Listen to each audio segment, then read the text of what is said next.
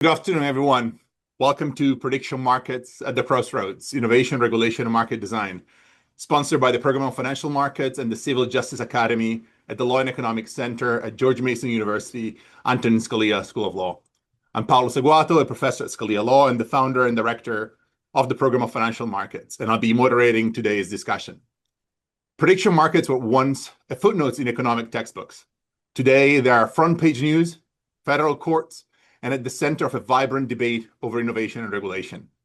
This webinar is part of the Law and Economics Center's mission to bring rigorous analysis to the legal and policy questions that matter most right now. And few topics are more timely than this one.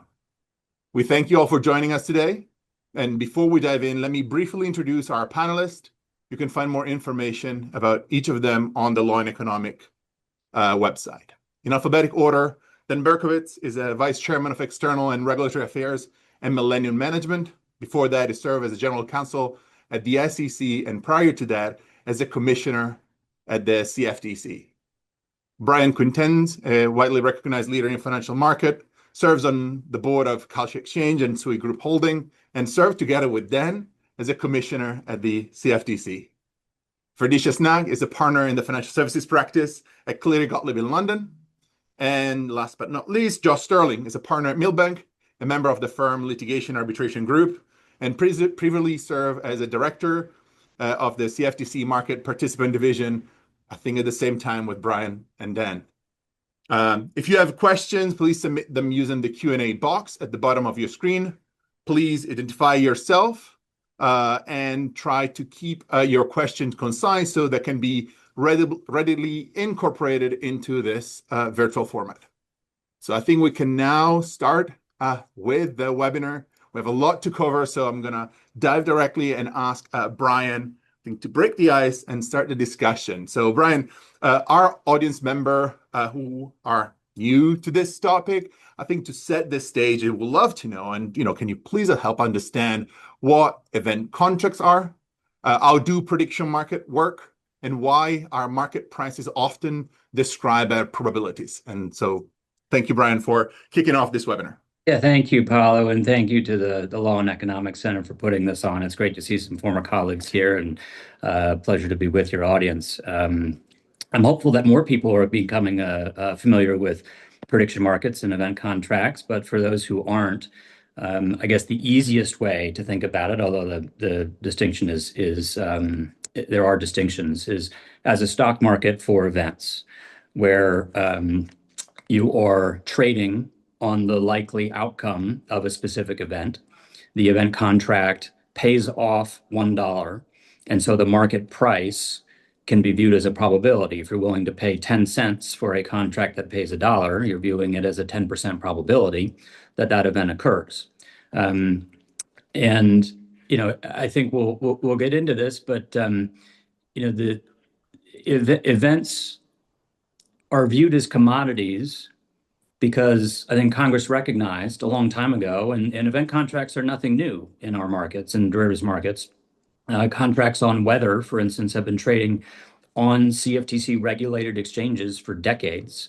Certainly the proliferation of event contracts is more of a modern phenomenon, but the idea of them is not, and there are many examples of them. But events are considered commodities in the same way that other things are considered commodities, in that they expose people to real financial, commercial, or economic consequences. And as a result of that, that exposure can and should be able to be managed via a marketplace. The inclusion of events as the definition of a commodity was done very broadly and very purposefully to I think embrace that idea that the derivatives markets were designed to manage and assume price risks and to provide pricing information and price discovery to market participants.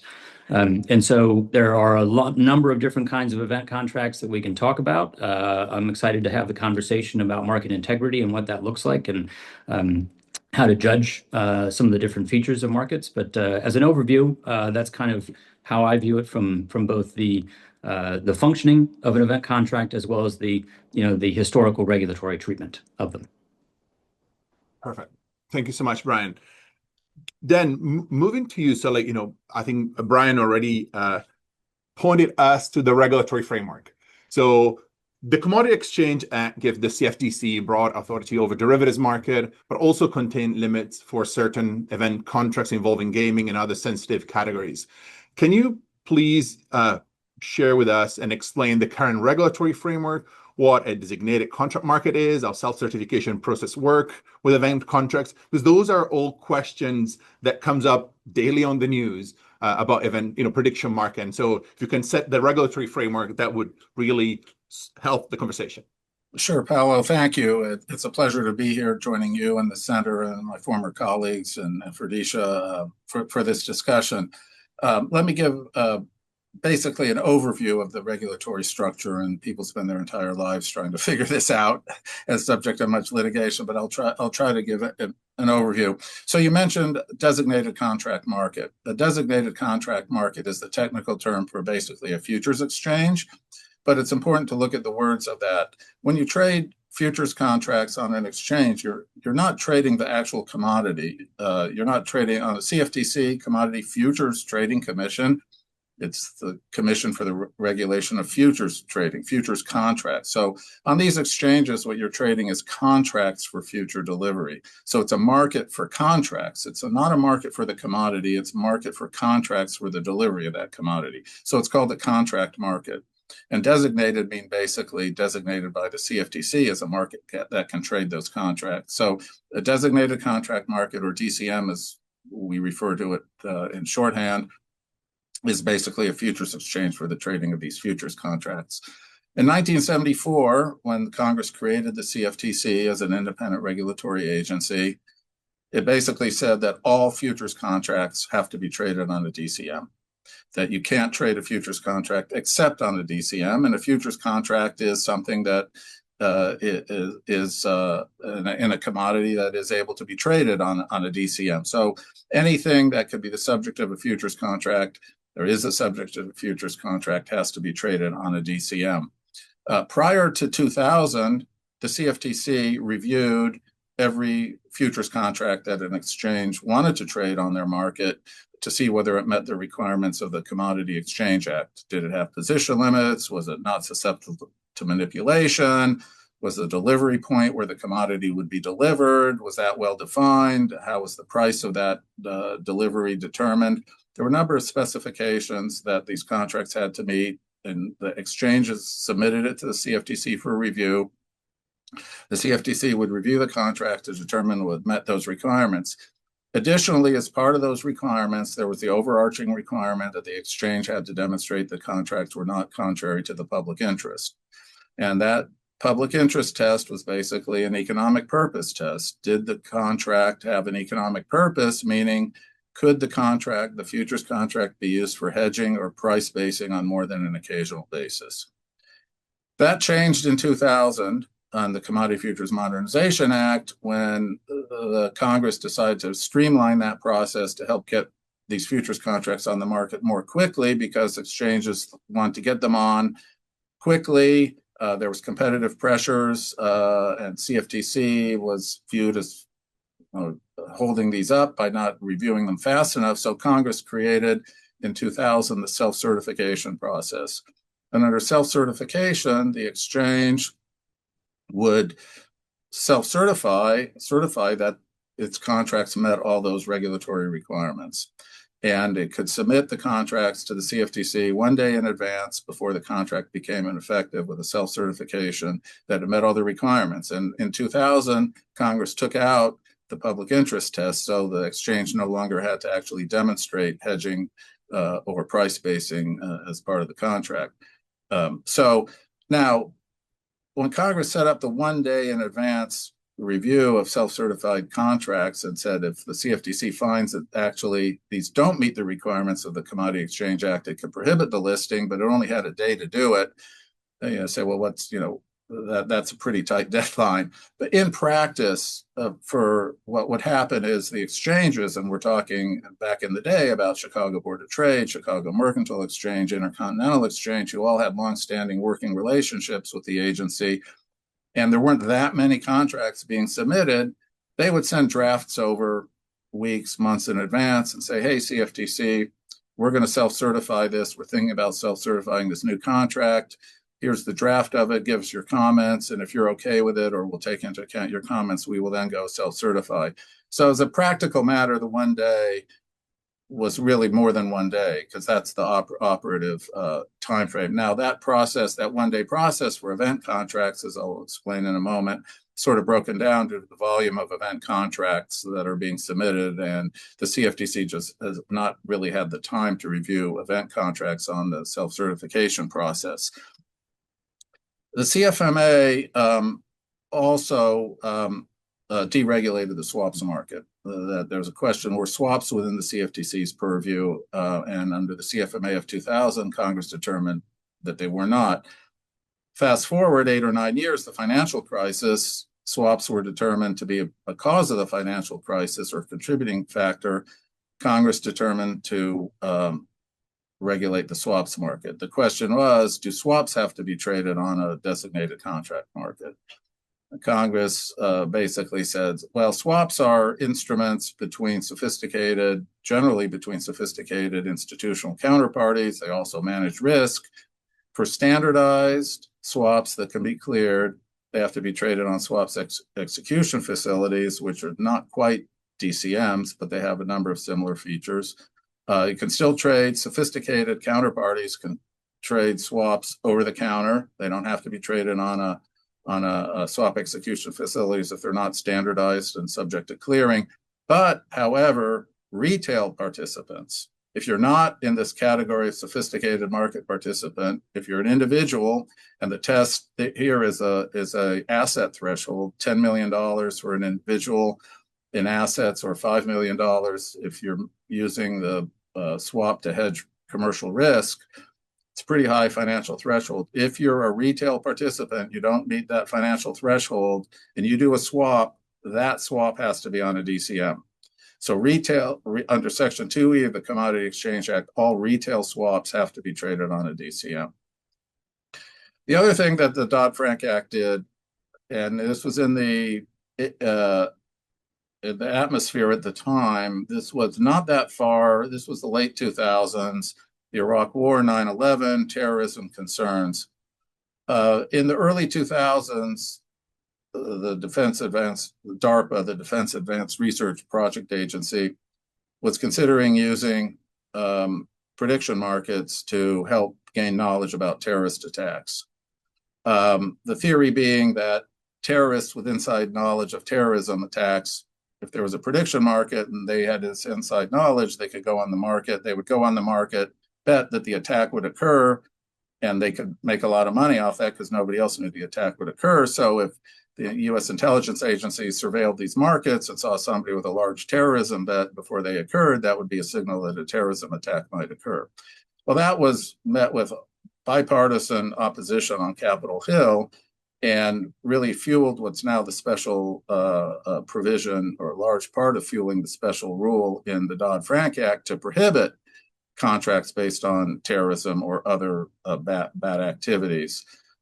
We've actually seen that the theory underlying the DARPA proposal is not so far-fetched, because we've actually had some cases allegedly of individuals with foreknowledge of military action using prediction markets to bet on it.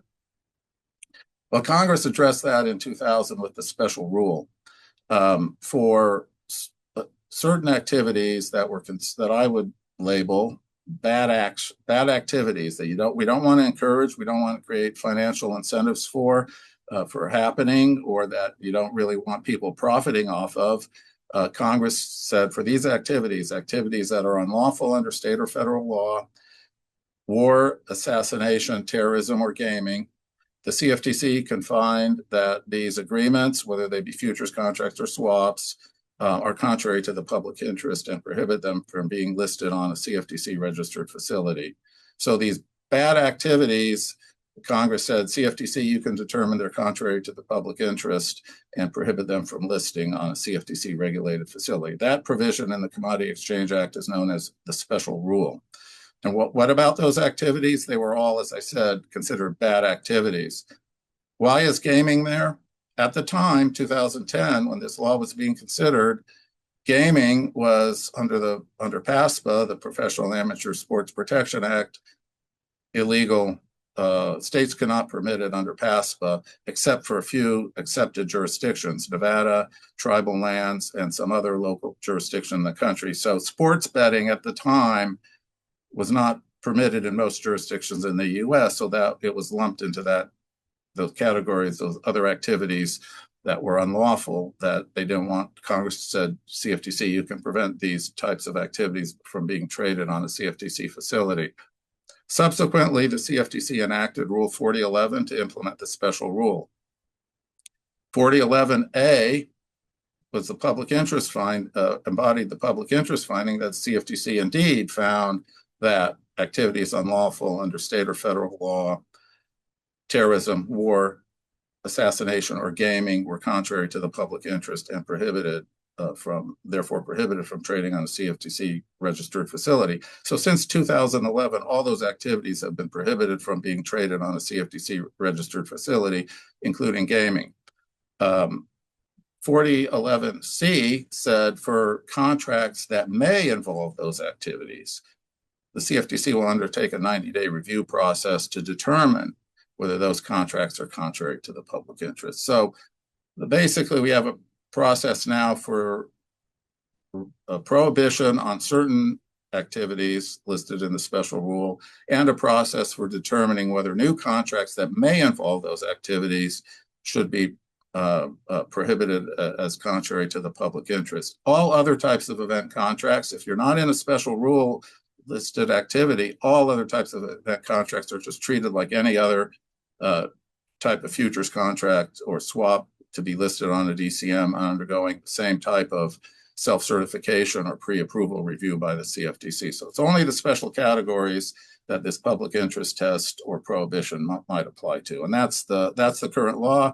I read in the press yesterday, the CFTC has submitted a new rule on event contracts to the Office of Management Budget for approval. So the way I've described 4011, I think we can expect that all to be changing in the next months or year through the CFTC rulemaking process. But as of today, and since 2010, the 4011 process has been the process for approval of event contracts that may implicate these enumerated activities.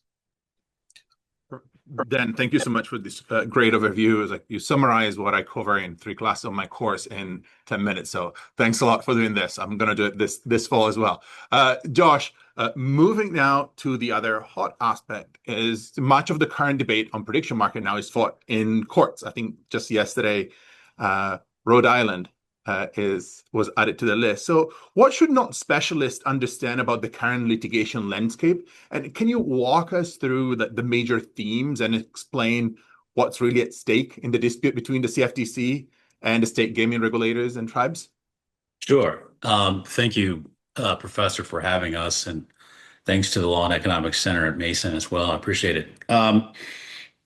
Sure. So I think that what's really at stake in sort of the main litigation that's going on right now involving various U.S. states is simply this: the jurisdiction of the CFTC over 50-state derivatives markets. I say that because it's in the context of event contracts, obviously, but the issues in the case are really twofold when you boil it all down.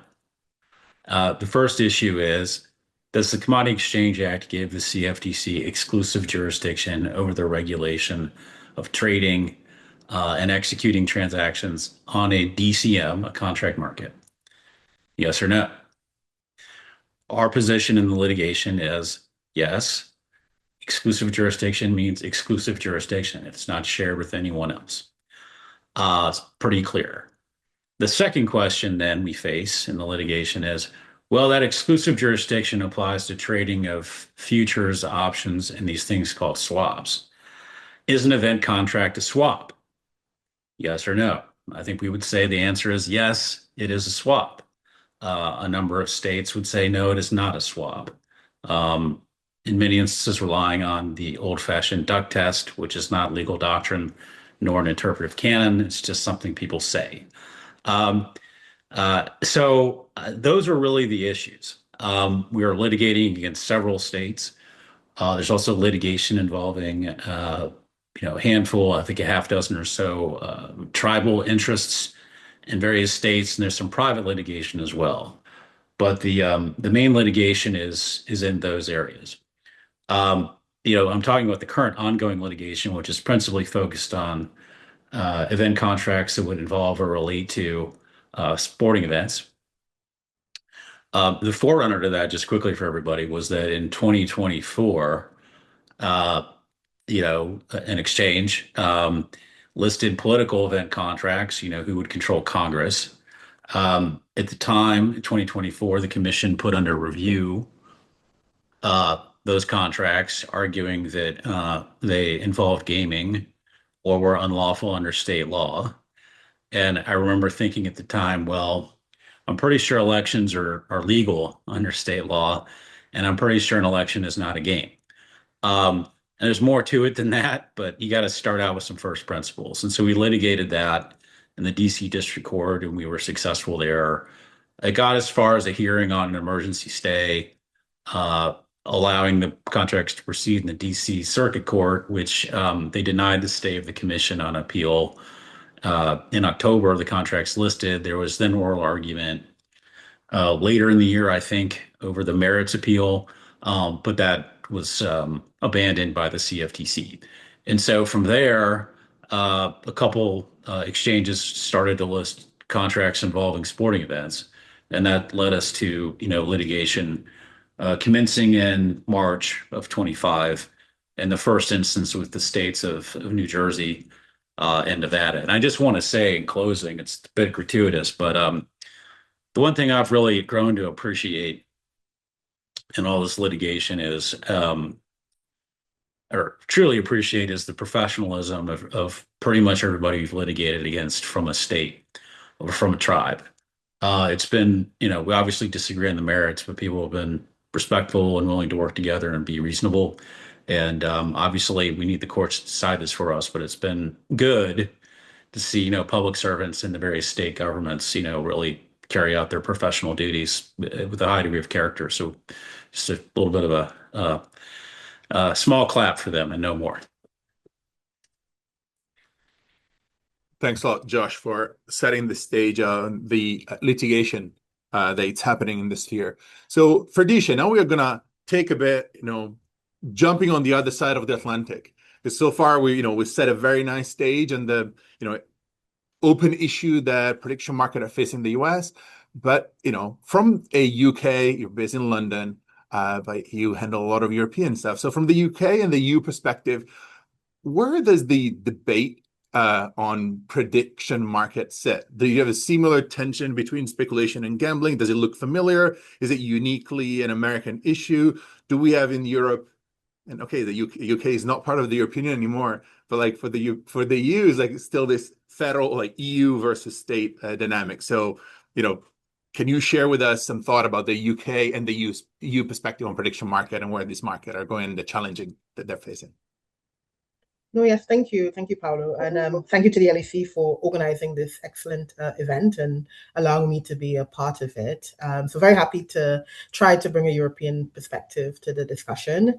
And I would say to your question that yes, to a certain extent, this has a very kind of American, let's say, accent to the issue.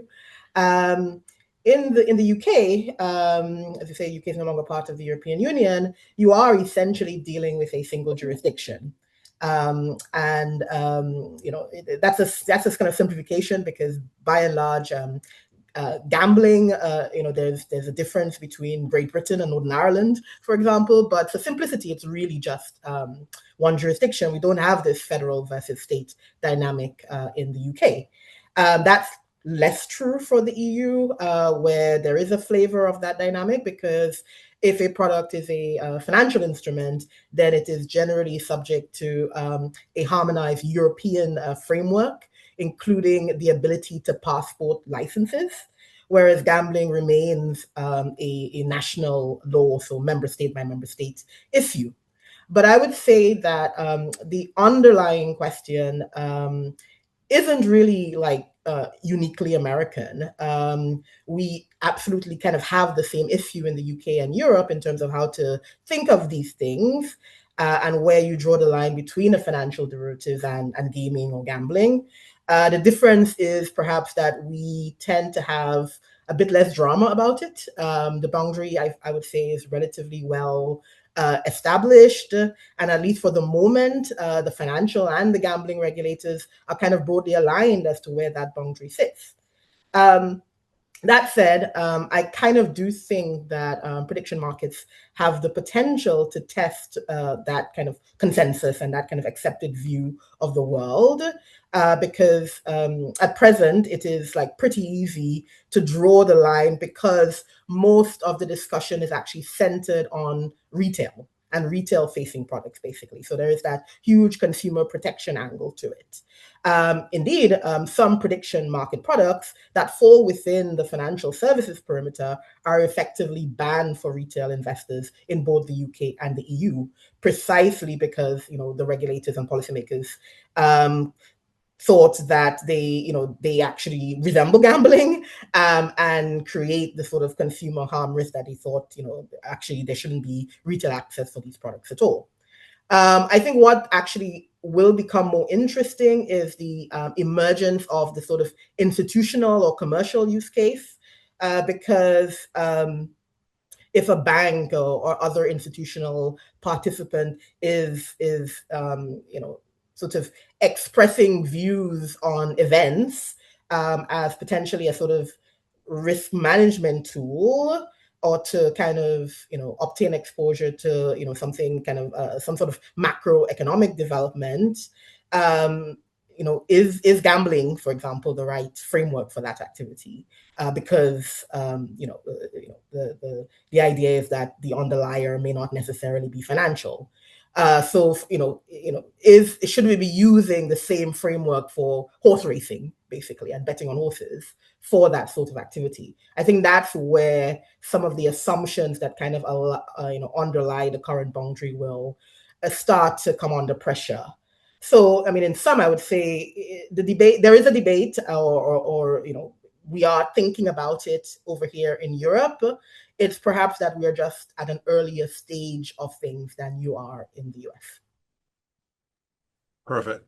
Thank you so much, Ferdisha. And it's an excellent thing. I share that perspective. So I think the way you ended your answer nicely, I think it's a nice jump in for the next question for Brian. That I think goes to the sort of very ontological question about financial instrument. Is generally a financial market has always involved speculation, and gaming law has always involved wagered and uncertain outcome. So where and how can we draw a line between legitimate financial speculation and gambling? And is the line on the product it's offer, the venue, the purpose of the trade, the market structure, or the identity of the regulator?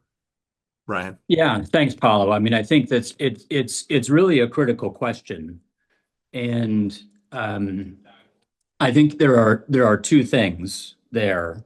The first is that it's not a zero-sum game, and the second is that we can't just make this decision based on vibes. This has to be based on the law. And the law is clear about what fits into and can be offered on a CFTC regulated exchange. And that does not preclude something similar from being offered within a state regulated casino. But there are people that either think or assume or are conveniently arguing that if something is offered within a casino, that automatically, number one, makes it gambling, and therefore automatically, two, prevents it from being a legitimate financial instrument and derivative. And I think the way to refute that is to go back to how I originally opened my comments by saying that the CEA has long recognized that the value of commodity derivatives markets is to hedge risk, manage risk, get pricing information, and to discover prices. And those are all four different things. And one of them is to assume risk. That is a direct purpose listed in the CEA of the statute. And that, in my mind, embraces the idea of what speculation is, and I think people have to be intellectually honest, where if do they believe that speculation is valuable in markets? Because a lot of people think that it isn't, and therefore they equate speculation to gambling, and they want to ban all speculation from financial marketplaces, which basically means they want to ban markets themselves. Okay, that's fine, but they need to be intellectually honest about that. I believe, and I think a number of market practitioners believe, and I certainly think that a lot of people that are engaged in the futures markets and the derivatives markets believe that speculation is incredibly valuable to these markets because it provides a lot of the other purposes of the CEA, which is to allow for liquidity for end users to manage their commodity exposure and commodity risk, including events, as we've described, or to discover prices if they are already exposed to those risks, or to inform them of prices if they are choosing to be exposed to those risks. So the language of the CEA is very broad. It classifies any event that has a financial, commercial, or economic consequence as a commodity. And the language defining a swap is even more broad because it describes any event that has any potential financial, commercial, or economic consequence as a valid commodity swap. Okay, that is a very, very broad definition. And in my view, it was purposefully broad to try to capture as much as possible into the CFTC's new remit for swaps regulatory oversight. And so I don't think we can stand here 15 years later and say, oh, well, we made it as broad as possible to capture everything under the sun, except for this, which we don't like.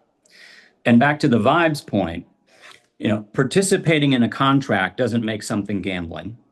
And it isn't illogical to say, well, if something exists in a casino in the state, therefore that makes it gambling and prohibited on a CFTC exchange, because that would then create an incentive for a casino to be able to veto contracts in a CFTC regulated exchange. If a casino said, well, okay, we're going to provide products on what the price of oil will be, and therefore that's gambling, and therefore we believe the CEA should prohibit gambling. Therefore, no regulated commodity exchange can list contracts and futures on the price of oil. I mean, that's ridiculous, right? So where these things can overlap, and why I say this is not a zero-sum game, is that states regulate casinos, which are not a marketplace. When a customer goes into a casino, they are betting against the house.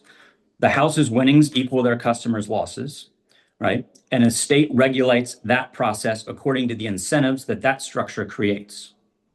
In a federally regulated marketplace that encompasses the whole country, right? Market participants are engaging against each other, and exchanges earn fees and have obligations to have markets with integrity. That is what the CFTC regulates according to the incentives that structure creates. And if there are products that overlap that a casino chooses to offer to its customers, or that the CFTC, through reading the Commodity Exchange Act, verifies have any potential for financial or economic consequence, then that means that there can be a valid derivative on them.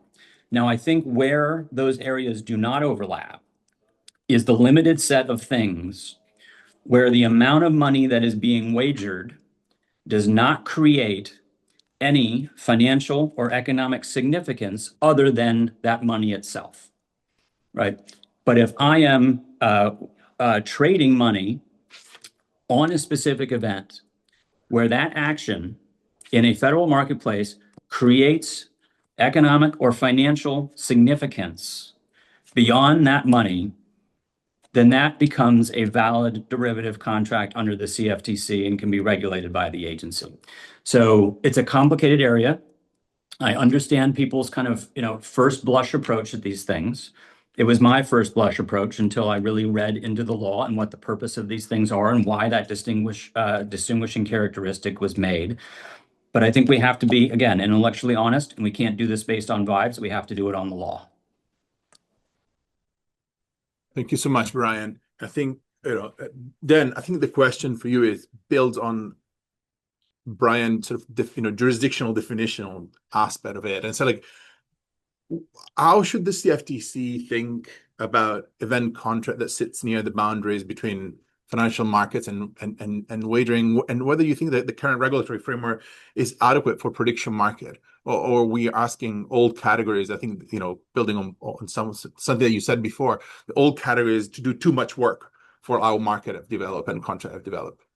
Right. Well, so I mean, I think I basically agree with Brian's characterization of what the purpose of these markets are and how you view it. I don't view the label gambling, gaming, whatever, as really useful in answering that question, what should be on a CFTC facility. I think the fundamental test, as it has been since the beginning of these markets, so going way back, is there an economically useful purpose to these instruments? The CFTC, look at the purpose of the Commodity Exchange Act and CFTC, read in Section 3 of the Commodity Exchange Act. Is the purpose of the act is to foster a national and international commerce through providing a means for managing price risks and discovering prices. So really, the whole point here is to foster markets that do that. So as long as there's an underlying economic purpose, whether somebody wants to label it gaming or gambling or whatever, I don't think that label is particularly useful or instructive or determinative. I do think if there's not an economic purpose to a contract, it does not belong on a CFTC regulated facility. The CFTC is not an agency to promote entertainment, or how people might want to just, do tailgating or tailgate parties or whatever, and having additional entertainment. That's not what this agency is for, and that's not what the taxpayers' dollars are for, to support entertainment. It's to support activity that has an economic benefit. So some of the contracts that we're seeing, event contracts, have economic benefit. I don't think it's a stretch to say that some of the contracts that we're seeing don't have a clear economic benefit. So I think that economic purpose test is still useful in this regard. Regarding the framework, it's humbling. I was at the CFTC at the time we did Dodd-Frank and the special rule and Rule 4011A. I don't think anybody forecast at the time that we would have the scope of the event markets that they currently have. That they, and I mean that in a constructive, productive way. The potential uses for these markets were not foreseen, or the potential issues that some of these things would create down the road. Having the benefit of hindsight, we did the best we could at the time in implementing the statute, but 15 years later, the times are different. I do think that some additional clarity in a number of these areas, perhaps from Congress, would be useful. I think the area of election contracts. Josh mentioned the Kalshi lawsuit against the CFTC. It was basically over the congressional control contracts. The CFTC considered those gaming contracts as under the CFTC's definition of gaming at the time, which was a contest between individuals, and the court disagreed with that approach. But the CFTC, that was the approach the CFTC took to election contracts going back to 2012. So if you're not going to have election contracts fit under the gaming construct, which I think now it's probably, looking at it now, it's probably not the right construct for an election contract. As an election contract is an election, it's not a game. That seems like a common sense notion. But so what do you do about election contracts? I mean, what should the guardrails on these contracts be? I think that is a question that needs addressing, because that has real implications for our democracy and the integrity of our elections. A lot of money could be coming into election contracts, not because people who think is going to win, but because who they might want to win, right? So you might have a lot of money coming into an election contract to create the appearance of a candidate. You might have foreign money.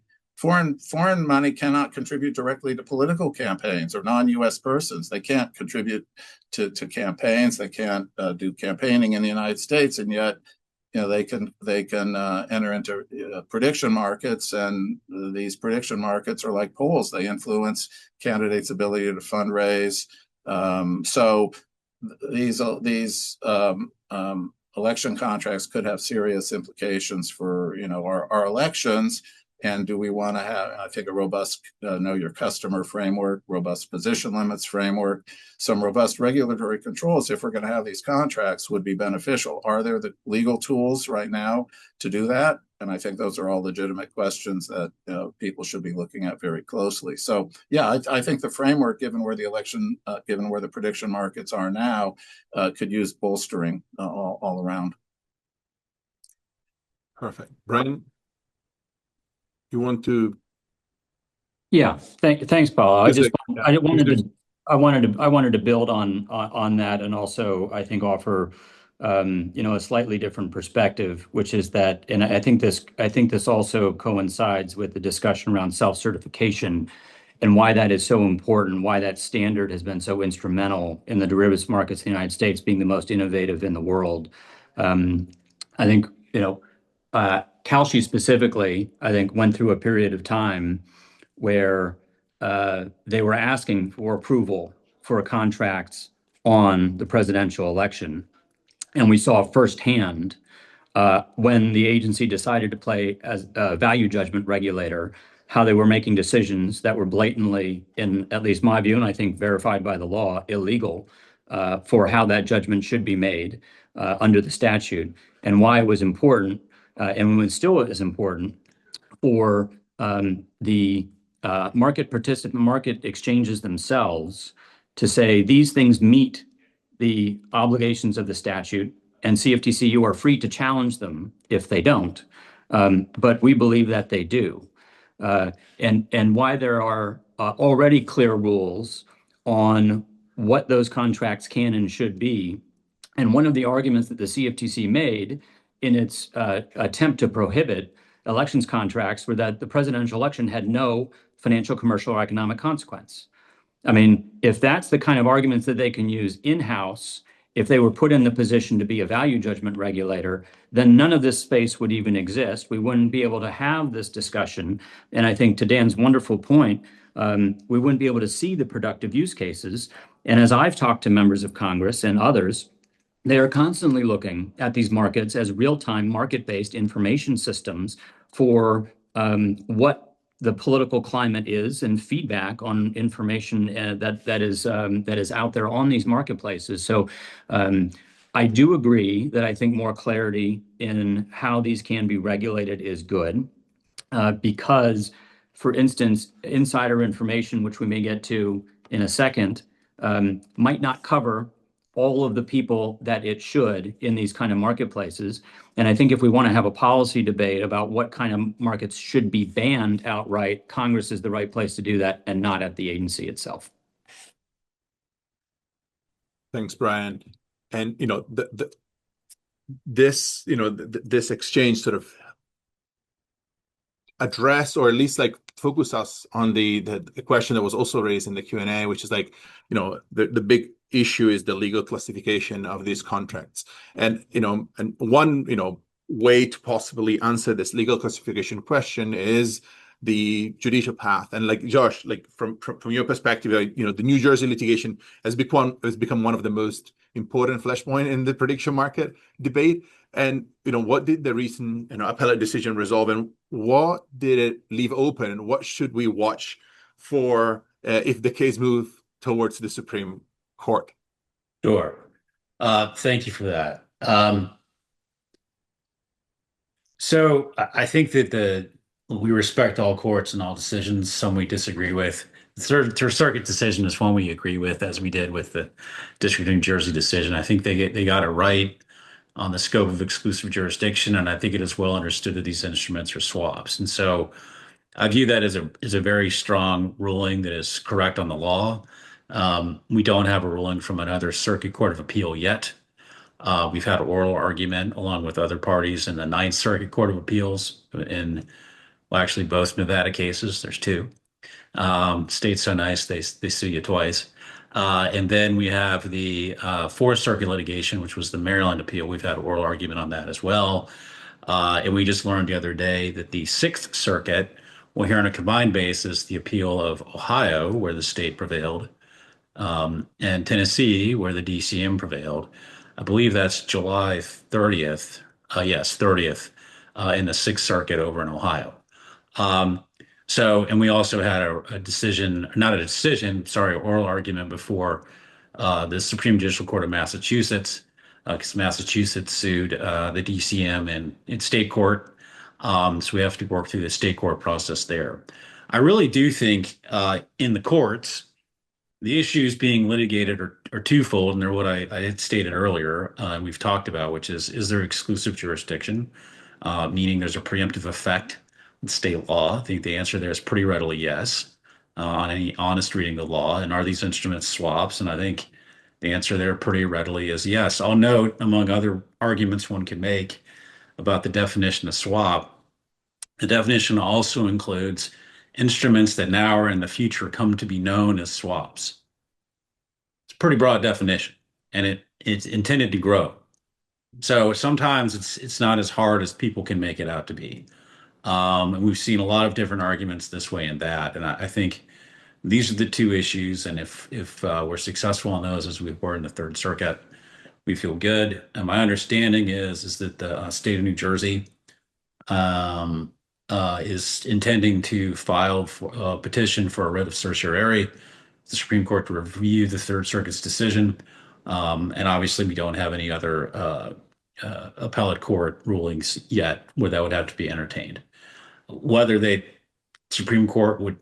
actually happens, probably whether the Supreme Court were to take that up, absent another state Supreme Court or circuit court decision, I don't know.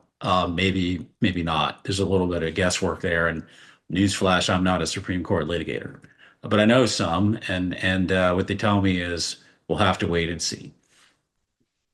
Paolo, can I Yep. like rephrase or give an alternate phrasing of the litigation? There's really two competing theories of this case. One is the argument, and both of them I have validity, and I think that's why we're seeing a split in the courts. One is basically a syllogism argument. Sports bets are swaps. Swaps are exclusive jurisdiction of the CFTC and preempted. Therefore, sports betting is exclusive jurisdiction of the CFTC, and the states are preempted. Okay, it's the logic. It's the logic of sports bets are swaps. Swaps are preempted. State regulation of swaps are preempted. Therefore, the federal statute preempts the states. On the other hand, you have the traditional preemption doctrine that preemption has to be the clear and manifest purpose of Congress. Where's the clear and manifest purpose in that argument? And that's the argument of the states. And I would be remiss if I did not cite at a conference sponsored by the Justice Antonin Scalia School, Justice Scalia's statement on congressional intent: Congress does not hide elephants in mouse holes. It's the argument that it's preempted is based on the swaps preemption argument under 2A of the Commodity Exchange Act. And I think the state argument is that is a mouse hole to preempt regulation of gaming. So I think those are the two competing theories of the case.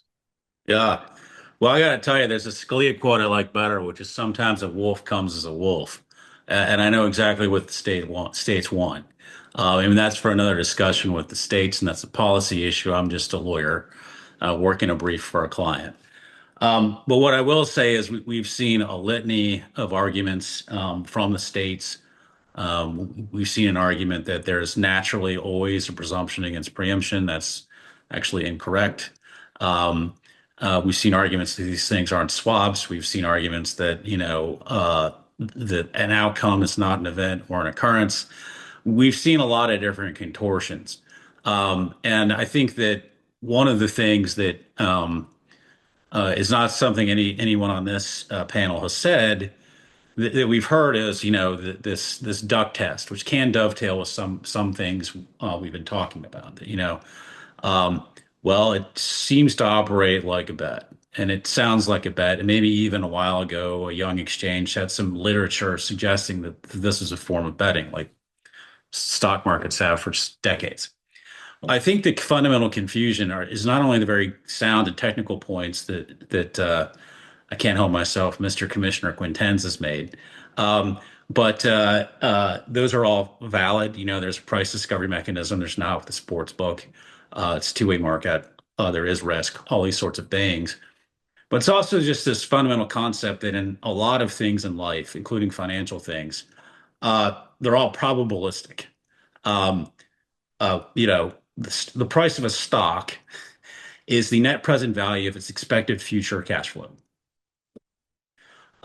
So will that go up or down? Will the loan I make be repaid? Will that horse place third? Who's going to win the rose on The Bachelor? These are all very different things, but they have this fundamental. They're treated differently under the law, but they have this fundamental proposition that they're probabilistic, and yet we have, for example, will my house burn down, right? Yet we have securities laws, we have all sorts of state creditor laws, we have insurance laws, we have laws for trading on designated contract markets. So sometimes it comes down to, what did what did a body of lawgivers, the United States Congress in this case, say is how this thing, which is probabilistic, be regulated and how should it be treated. And I think that's really the fundamental argument.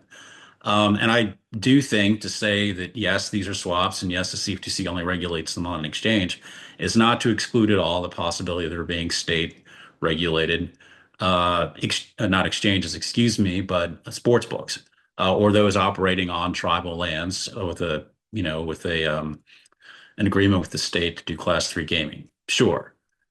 It's just different. The law says it's different, and we're still a nation of laws, so we're going to follow. And that's what we're going to prosecute to conclusion in court. Congress may make some decisions, but a lot of the draft legislation we've seen is in the direction of more regulation of this activity on an exchange. I find that encouraging, and a good amount of it is bipartisan too. So I find that all very helpful. But I just wanted to make that clarification on how one thinks about these instruments, because I think if you call it a duck and that's the end of it, you've done yourself no service. Thanks, Josh. And now I think we're taking. I would like to take back a look at Europe of my Italian American side. Now the Italian is going to take over the American one, because I want to hear, particularly now that we really set the discussion of this tension. Ferdisha, I would like to hear from you, perhaps a bit of speculation, but like in the UK and the EU, like how do you think prediction market will be primarily analyzed? Is financial instrument, gambling product, crypto product? Again, that MICAR is there, and some commentators that look at that as a path for prediction market into the more mainstream financial area. But like, do you think the answer would change depending on whether, in terms of market structure, market, intermediated, disintermediated, or centralized, not decentralized, the retail-facing aspect, the sports-related aspect, or the crypto nature of the instrument? No, sure. I mean, it's hard to say that there won't be some sort of policy evolution in Europe that will mean that we start to consider the different dimensions that I've kind of been listening to the rest of the panel kind of debate. But in Europe at the moment, and that's consistent for the UK and the EU, we look at it on a much more straightforward basis, right? I don't think the idea, for example, that these are information platforms has really kind of entered the policy discussion. And yeah, there's a crypto element to it, but it's really as like an overlay. So both the EU and the UK have dedicated crypto asset frameworks, and so if you're within that framework, you would you fall within that framework. Doesn't necessarily mean that we move away from the core and real threshold question that we are along the lines of which we're thinking, which is whether this is a financial product or whether it's gambling. That's kind of where we are drawing the line at the moment in both the UK and the EU, I would say. And how we're drawing the line at the moment, well, the idea is that if you have a contract that is referencing some sort of financial underlier, securities, currencies, even crypto, that they would be treated as financial instruments and regulated by financial regulators in Europe. And then if you have contracts that reference sporting events or entertainment or even political events, other sort of non-financial events, then they'll be treated as gambling products, basically.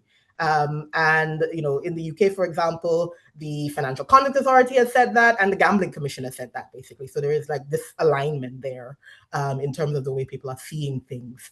And the EU dimension, as I mentioned in my kind of first set of remarks, is really kind of important because the consequences of seeing things in that way is that if you have a contract which is referencing financial underliers and is therefore a financial instrument, then you fall into that harmonized European framework. The Markets and Financial Instruments Directive and the European Market Infrastructure Regulation, basically. And so, for example, there's passporting of licensing under that regime. So the consequences are really important. Gambling, as I mentioned, is state by state, member state by member state competence. But really, the interesting point for me, as I mentioned, is that there's actually very little distinction in the perimeter analysis between retail and institutional. And to my mind, maybe the debate needs to consider the fact that is a financial instrument, is a contract like a financial instrument because you have a bank trading it, basically, or is it gambling because a retail customer does it? Sort of that's sometimes feels like it's kind of driving the policy over here at the moment, because as I mentioned, binary options, if they are within the financial perimeter, then they're effectively unavailable to retail because basically the financial regulators are kind of equating that to gambling. And one area where there's actually real uncertainty, I would say, is what is actually financial. That's the other thing that we're kind of finding ourselves discussing a lot recently. So the legislation clearly captures traditional financial underliers, but it also does have a kind of residual catch-all category, basically, for other things where the contract has the characteristics of other derivative financial instruments, basically. So basically, if it's traded on some sort of trading venue, or it's pretty standardized, basically.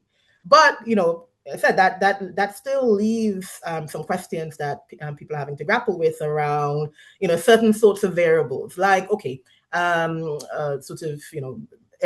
official kind of employment reports. That's probably going to be in the financial world, because actually the financial legislation actually references official economic statistics as a financial underlier. But what about sort of the same sort of statistics but on the corporate side, basically? So for example, the number of cars or whatever produced by a particular manufacturer in the next quarter, is that financial or not financial? I think that's kind of one area in which the policy that we have here is kind of being tested. But really, as I said, it's at the moment very straightforward. It's this binary category of financial versus non-financial. But who knows how the policy will evolve kind of going forward. Thank you so much, Ferdisha. So we have 17 minutes left. The Q&A, it's very rich, and I want to ask everyone like a question that's been on the news. Particularly in the past few days, which is insider trading. So, prediction market, been close to the Ayakan view as a mechanism. Frederick Ayakan view that, prediction market disperse information into public prices, and those prices reflect this dispersed knowledge. So, how do we think about insider trading in prediction market, where actually, I think, insider are encouraged to trade, and I think, like, just as a background for, like, what is the general insider trading regime in commodities market that is different from the securities market? And I think that also enlightened a lot the discussion about how people should think. Some commentaries like focus and apply the same SEC securities market approach of insider trading to prediction market and derivatives, but the two are slightly different. So does anybody want to take on these questions like insider trading and prediction market that's been on the news lately? Yeah, I'm happy to talk a little bit about that. First of all, it's often the case that conduct that is characterized or considered, let's say, insider trading, often has other violations associated with it, or also entails other violations, say market or price manipulation, or even disruptive trading. You have some information and you're trying to get an advantage on the market through the manner in which you trade. That can be, sort of a separate or corollary violation. It's an interesting situation because I know I've talked with some people on this panel before, not to pen any views on them in particular about this issue generally, nothing to do with event contracts, but these markets exist to discover prices. And it is generally useful if someone has information to put that information into the market to discover the price. So, for example, if one were working at a shipping company or an oil major or something, and in that regard, had knowledge about where a particular ship was going through the Strait of Hormuz, and it was a large shipment, and that might inform the price of oil on a global market. You might trade that. It might better inform people as to what the view is on the price of that commodity is, because most commodities exist, or a lot, I should say, exist to be used. And that can be helpful. I think in the case of sort of non-physical commodities, where the commodity is not being used, can be a little bit to put sort of that analysis into sharper focus as whether that's the right way to think about it.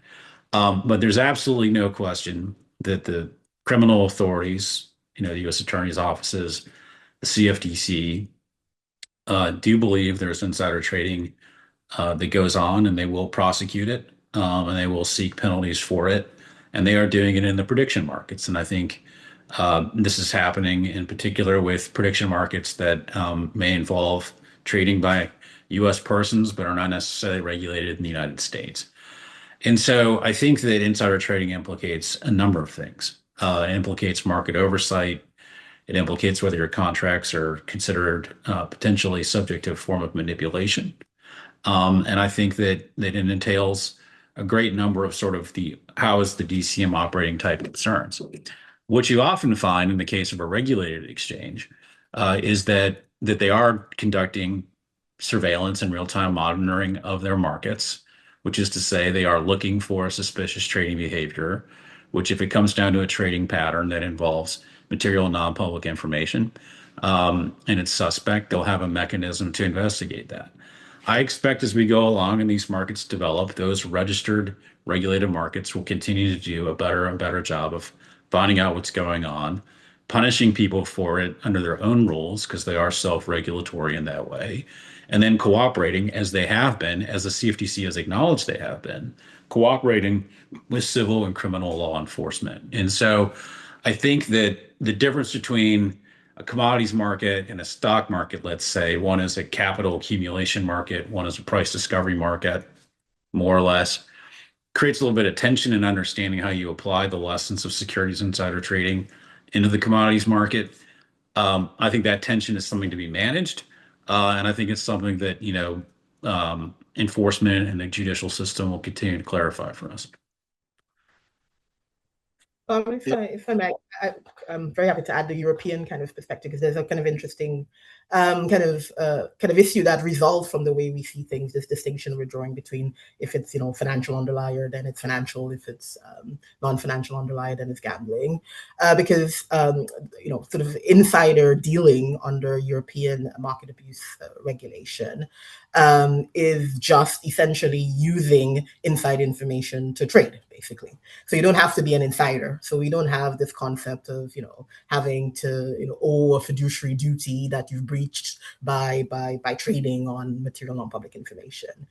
Anybody can be guilty of insider trading. And so, if you're not an insider and you happen to, get a hot tip, basically, and if that's a financial contract, then you are potentially insider dealing. Whereas the gambling framework doesn't really have a real framework to kind of deal with that issue. In gambling, there's an offense, UK gambling legislation anyway, there's an offense of cheating, but that's not particularly well kind of defined or understood, basically. I think the way, in terms of what the Gambling Commission in the UK regulator for gambling has come out and said, the way they're seeing it is that they are tying it to that kind of, taking advantage of being an insider. They are seeing it that way. And so maybe more similarly to kind of what you'd expect. But if you are in that financial world, then it's pretty broad, basically. Yeah, let me provide a slightly different perspective. I mean, the whole label insider trading is somewhat misleading, because the law in the United States, both for securities and commodities laws, is simply just because you have more information through where you're working or your business, that's not inherently, to use that information in the market because you might have more knowledge, isn't inherently bad. As both our securities and commodities markets are not markets where everybody starts from the same knowledge.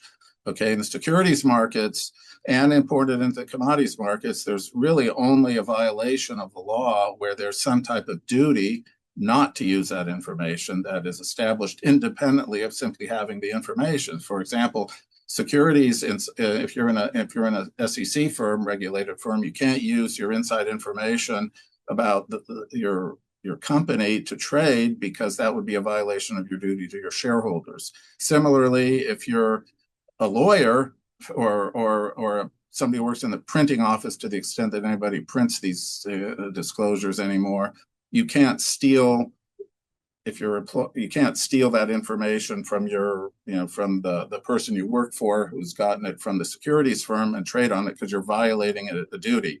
And that's the CFTC rule.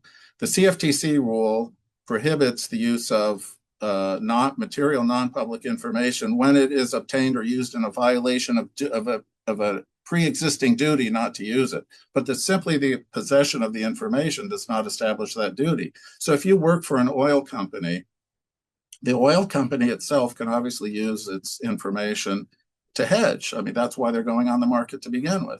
So simply the company having information about oil supply and its own production and can affect the outcome of the oil contract does not prohibit the company from trading on that. Similarly, an employee for the company can only, just by virtue of the employee itself, would not necessarily be prohibited. But if the company has a policy that says individual employees cannot use company information for their personal trades, that's when that is prohibited under the CFTC rule. The CFTC rule and the SEC rule, to a large degree, depend on whether somebody else has established a duty on you not to use that information. The question we're facing, I think, in the prediction markets is, when should there be such a duty, and who establishes the duty?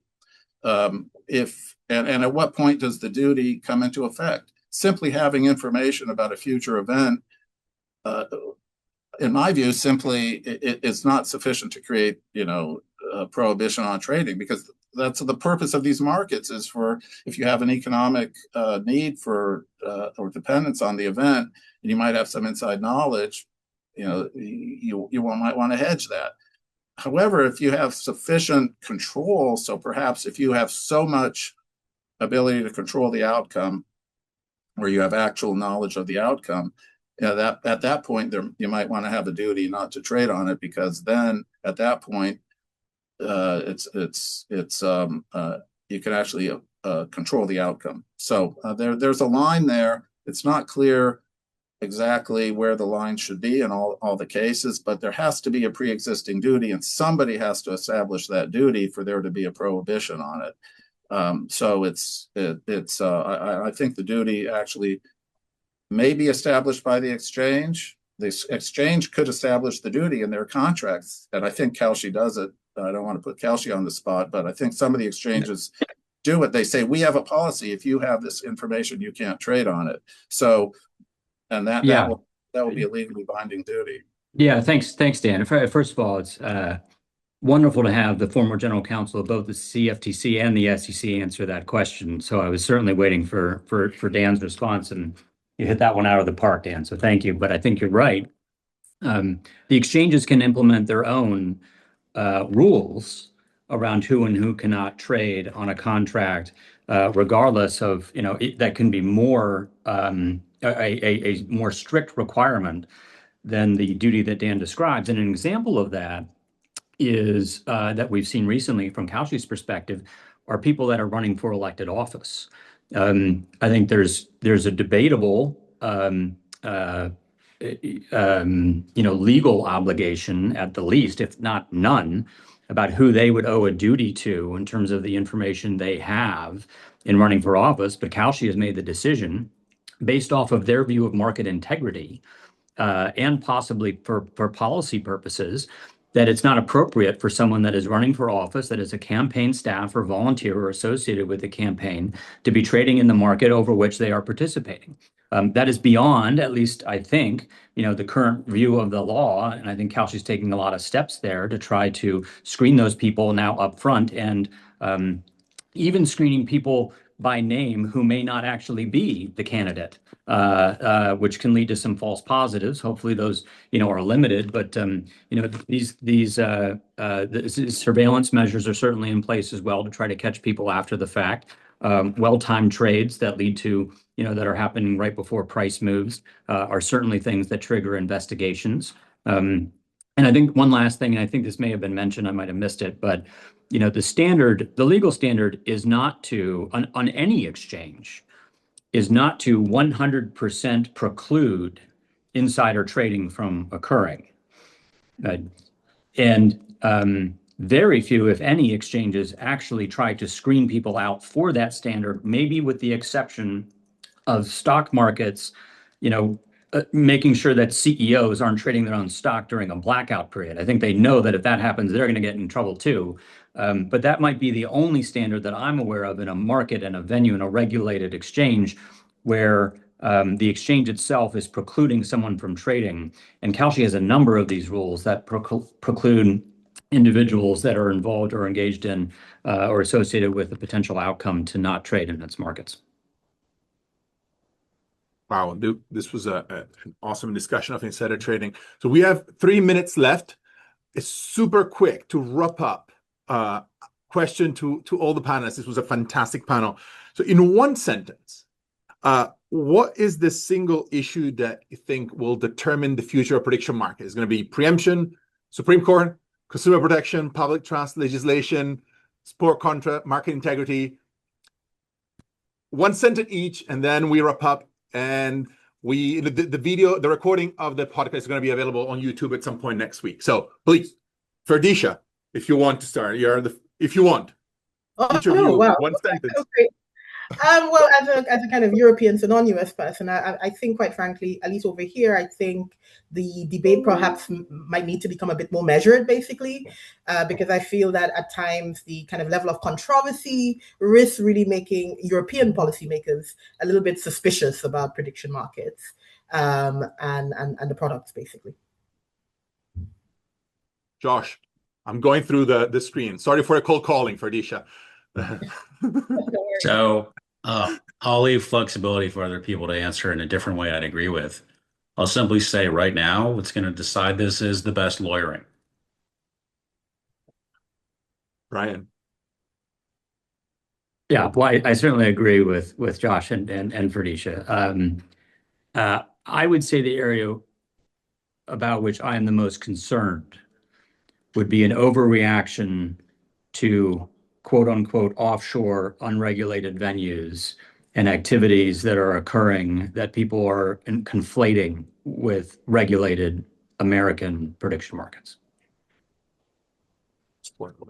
Then I think we're still in the early stages. I think the question is not whether we're going to have these markets, but how we're going to have these markets. And I don't think the litigation is going to end it. I think after the litigation goes one way or the other, there's still be additional action to figure out how this is going to happen. I think a lot of work needs to be done to make these markets robust and useful. There's tremendous potential in these markets, but there really needs to be, once we get beyond, as Ferdisha said, the yes or no, and so somewhat of the prominent litigation and some of the issues that are taking the forefront right now, there's a lot of groundwork that needs to be done. We're talking position limits. We're talking know your customers. We're talking rules of trading. We're talking surveillance. We're talking who has authority over what.